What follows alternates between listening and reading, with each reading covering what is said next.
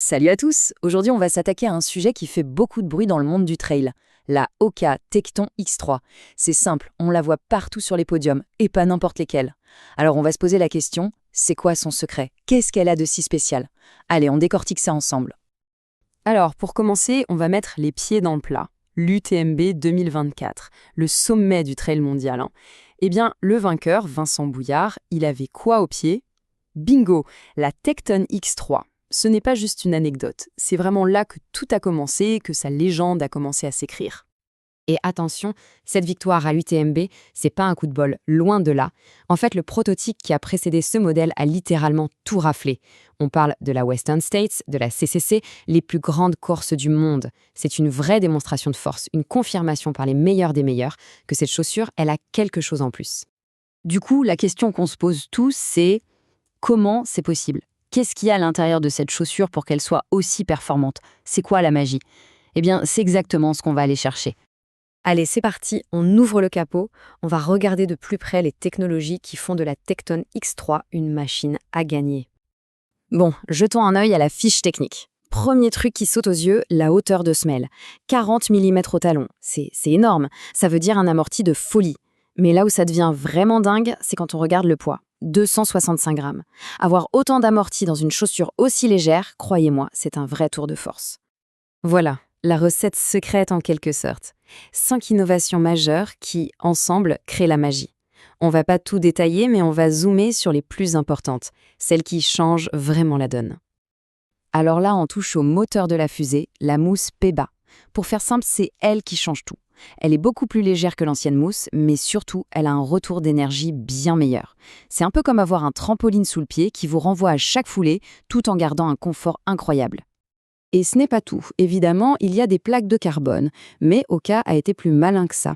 Ils ont ajouté des sortes de petites ailettes sur les côtés des plaques. Ça n'a l'air de rien, mais sur un terrain technique, ça change tout. Ça stabilise le pied, ça empêche qu'il parte sur les côtés. C'est ce genre de détail qui donne une confiance énorme, surtout quand ça commence à descendre sérieusement. Ok, la théorie c'est bien beau, mais sur le terrain, ça donne quoi? Est-ce que ça marche vraiment? Voyons ce que le testeur en a pensé. Et là, le retour d'expérience est super clair. Le testeur a vraiment senti cette réactivité, cette propulsion des plaques. Le confort est là, même après des heures. Et l'adhérence, que ce soit sur du sec ou du mouillé, apparemment, c'est irréprochable. En gros, tout ce qu'on a vu sur le papier, eh bien ça se confirme à 100% sur les sentiers. Maintenant, une question intéressante. Dans la famille Hoka, qui est déjà bien fournie, où est-ce qu'on place cette Tecton X3?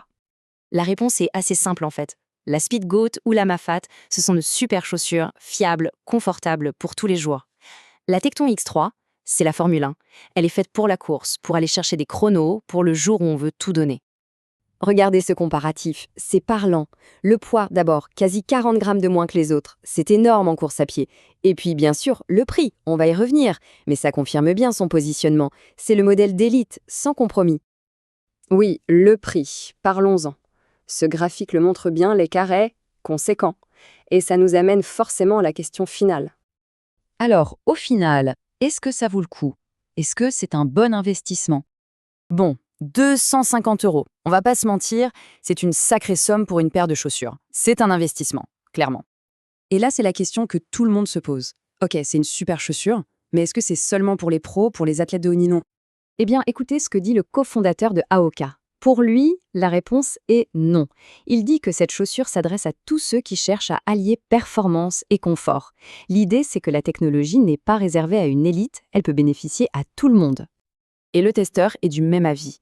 Sa conclusion, c'est que si on est un coureur sérieux, si on veut vraiment passer un cap, que ce soit sur la vitesse ou sur la distance, alors oui, l'investissement se justifie.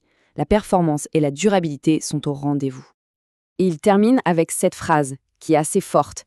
Il ne dit pas juste que c'est une bonne chaussure, il dit qu'elle peut carrément transformer l'expérience de course. Et ça, peu importe le niveau. Finalement, la Tecton X3, c'est un peu le symbole d'une tendance. Elle prend toutes les technologies de pointe de la route, les plaques carbone, les mousses de dingue, et elle les adapte au trail.